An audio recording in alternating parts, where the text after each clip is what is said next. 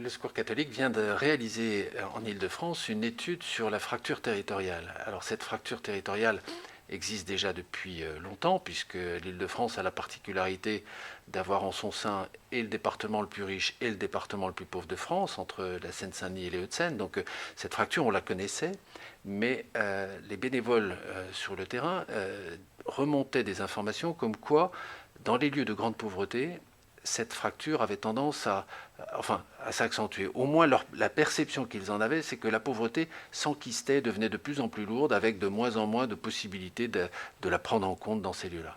Donc on a voulu y voir clair, et clairement, la mesure faite, c'est que les villes et les lieux de grande pauvreté s'enfoncent par rapport au reste du département et au reste de la région.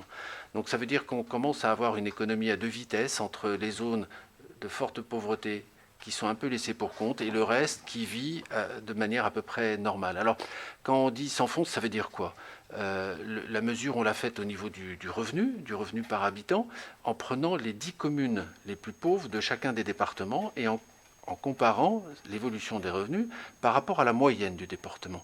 Et donc, dans chaque département, les 10 villes les plus pauvres décroche par rapport à la moyenne du département. Donc ça veut dire que la croissance économique ne se fait pas dans ces lieux-là et que la pauvreté, au contraire, s'accentue. Si on prend d'autres critères comme l'éducation ou comme la santé, on retrouve exactement les mêmes phénomènes. L'échec scolaire est bien plus important dans les lieux de grande pauvreté. Le nombre d'enfants qui sortent sans diplôme au-delà de 15 ans sont beaucoup plus élevés, 2 fois plus élevés en Seine-Saint-Denis, par exemple, que dans le 92. Mais à l'intérieur du 92 des Hauts-de-Seine, si on prenait les lieux de grande pauvreté, on trouverait exactement le même phénomène. Donc ça veut dire que la pauvreté décroche par rapport au reste de la vie normale à laquelle ils ne sont pas associés. Et c'est vrai aussi pour la santé, où on voit que rien qu'au niveau espérance de vie, on a un écart de 2 ans d'espérance de vie entre les Hauts-de-Seine et la Seine-Saint-Denis. Bon, il ne s'agit pas de stigmatiser la Seine-Saint-Denis, parce qu'à l'intérieur de la Seine-Saint-Denis, c'est exactement pareil. Si je prends les 10 villes les plus pauvres de Seine-Saint-Denis par rapport au reste, on voit qu'il y a des parties du département qui vivent bien, mais que les zones de forte pauvreté décrochent elles aussi. Donc voilà, le constat c'est celui-là. On n'est plus simplement sur une fracture, on est petit à petit sur quelque chose qui ressemble à une déchirure du tissu, qui va le devenir, qui a déjà commencé à exister. Et donc là-dessus, on pousse un cri d'alarme en disant, si on ne fait rien, de façon inéluctable, naturelle, la situation va continuer, va s'empirer. Elle va continuer pourquoi? Parce qu'elle est auto-entretenue par plusieurs phénomènes. À savoir que lorsqu'on est en situation de grande précarité, eh bien on se regroupe. Si on est viré de son appartement, qui va vous héberger? C'est certainement pas quelqu'un qui habite aujourd'hui dans les beaux quartiers, ou très rarement. C'est plutôt une famille déjà pauvre, donc on va faire de la surpopulation dans cet appartement, dans ces lieux-là.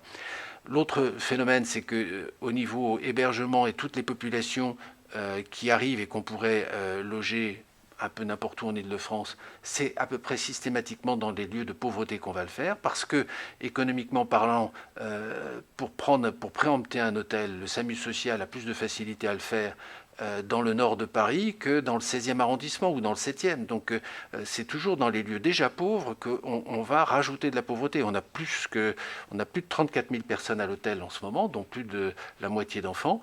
Ils vivent dans ces lieux-là, ces familles vivent dans ces lieux-là. Et puis troisième élément qui concourt à ce que la pauvreté s'enquisse, c'est que la pauvreté génère la pauvreté. À savoir que lorsqu'on est issu d'une famille pauvre, il y a beaucoup plus de probabilités de tomber soi-même dans la pauvreté que lorsqu'on est issu d'une famille plus aisée. Parce que l'échec scolaire est plus important, parce que le côté malnutrition, parce que le côté lien avec l'emploi, si vous êtes issu d'une famille qui a déjà 1 ou 2 générations de chômeurs devant elle, vous, enfant de 15-16 ans, le monde de l'économie, vous ne le découvrez pas. Et donc, avec cette rupture de lien avec le reste de la vie économique, il y a forcément beaucoup plus de mise en situation de pauvreté dans ces lieux-là. Donc, si on ne fait rien, ça va continuer, ça va s'enfoncer, perdurer. C'est pour ça que le Secours catholique préconise plusieurs choses. La première, la plus importante, c'est la mise en place d'un plan d'aménagement du territoire qui est pour ambition de recréer une mixité sociale et donc qui est pour ambition de réimplanter du logement très social dans des quartiers qui aujourd'hui n'en possèdent pas. Donc c'est quelque chose de très difficile à réaliser parce que c'est financièrement assez lourd, parce que dans ces lieux-là, le foncier, c'est-à-dire le sol, est très cher et donc construire du très social sur un lieu où on a acheté le foncier très cher, ça devient difficile, économiquement parlant. Mais si on accepte de faire quelques efforts dans ce sens-là, y compris en allant préempter des logements et des appartements dans des quartiers un peu résidentiels, on a la conviction profonde que c'est possible et que non seulement c'est possible, mais il faut le faire. Donc on demande la mise en place d'un schéma directeur d'aménagement du territoire de l'Île-de-France qui comporte cette dimension-là, ce qui n'est pas, par exemple, en ce moment dans les plans du Grand Paris. On demande aussi la création d'un observatoire de la cohésion du territoire, de façon à observer est-ce que cette fracture se réduit, est-ce qu'on arrive vraiment à la contrôler, ou est-ce qu'elle perdure, est-ce qu'elle continue, voire même est-ce qu'elle s'accentue. Ça, ce sont les deux points les plus forts de nos demandes, et on demande aussi des sujets plus précis, des points plus précis, comme la cantine scolaire gratuite pour les enfants, quel que soit le niveau de revenu de leurs parents, donc sans condition, de façon à s'assurer que chaque enfant ait au moins un bon repas par jour et soit en capacité d'apprendre.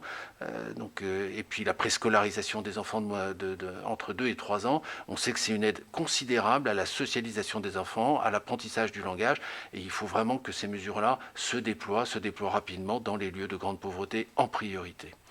Donc si on arrive à mettre tout ça en place, on a la conviction qu'on peut changer la donne.